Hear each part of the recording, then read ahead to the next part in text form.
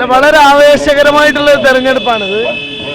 ഞങ്ങളെ സംബന്ധിച്ചിടത്തോളം ഒരു ലൂപ്പ് ഹോളും ഇല്ലാതെ ടീം UDF വളരെ ശക്തമായി ഒരു ജനകീയമായ തെരഞ്ഞെടുപ്പ് നടക്കുകയാണ്. നല്ല ഭൂരിപക്ഷത്തിന് നമ്മൾ ജയിക്കും. വളരെ ഫീൽഡ് ഓക്കെയാണ്. ആളുകളുടെ പ്രവർത്തനം അത്രയും ആത്മാർത്ഥമായിട്ടുണ്ട്. കേരളത്തിലെ ഒരു ഭരണമാറ്റത്തിന് കാത്തിരിക്കുന്ന ജനങ്ങളുടെ പിന്തുണ ഈ തെരഞ്ഞെടുപ്പിന് ഉണ്ടാവും എന്ന കാര്യത്തിൽ യാതൊരു സംശയവുമില്ല. പ്രവർത്തകരൊക്കെ ഇപ്പൊ തന്നെ പറയുന്നത് 15,000-ന്റെ അപ്പുറത്തേക്ക് ഭൂരിപക്ഷം ഉണ്ടാവുന്നതാണ്. അല്ല, ഞാൻ ഭൂരിപക്ഷം ഇപ്പൊ പ്രവചിക്കുന്നില്ല. ഏതായാലും വളരെ റിമാർക്കബിൾ ആയിട്ടുള്ള ഒരു മാർജിനിലായിരിക്കും ജയിക്കുക.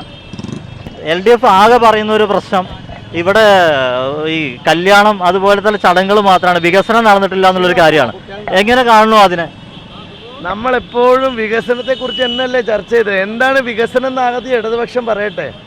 റോഡാണോ? റോഡുണ്ടാക്കി. അവിടുത്തെ കെട്ടിടങ്ങളാണോ? അതുണ്ടാക്കി. സ്കൂളുകൾക്ക് ബിൽഡിംഗ് ആണോ? അതുണ്ടാക്കി.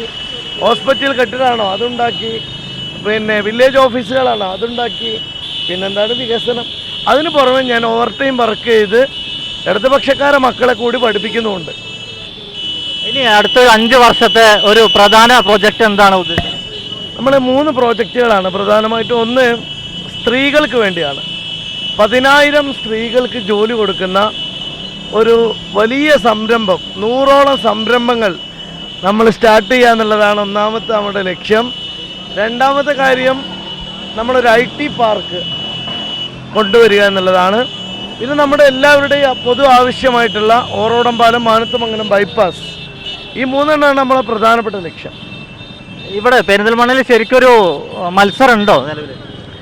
മത്സരം ഇല്ലാന്നോ അല്ലെങ്കിൽ അപ്പുറത്തെ സ്ഥാനാർത്ഥി ദുർബലനാണെന്നോ ഒരിക്കലും ഞാൻ പറയില്ല. മത്സരമുണ്ട്. ആദ്യത്തെ വരവിനെക്കാട്ടിയും ഒരു പ്രചോദനം ഉണ്ടോ ഇപ്പൊ? അല്ല, നമ്മൾ 5 കൊല്ലം ജനങ്ങളിടയിൽ നടത്തിയ പ്രവർത്തനം ജനം അംഗീകരിക്കുന്നുള്ളത് യാതൊരു സംശയമില്ലല്ലോ.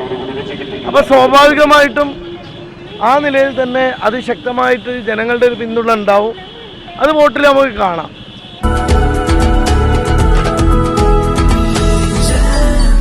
Jam June Hypermarket, exceeding expectations.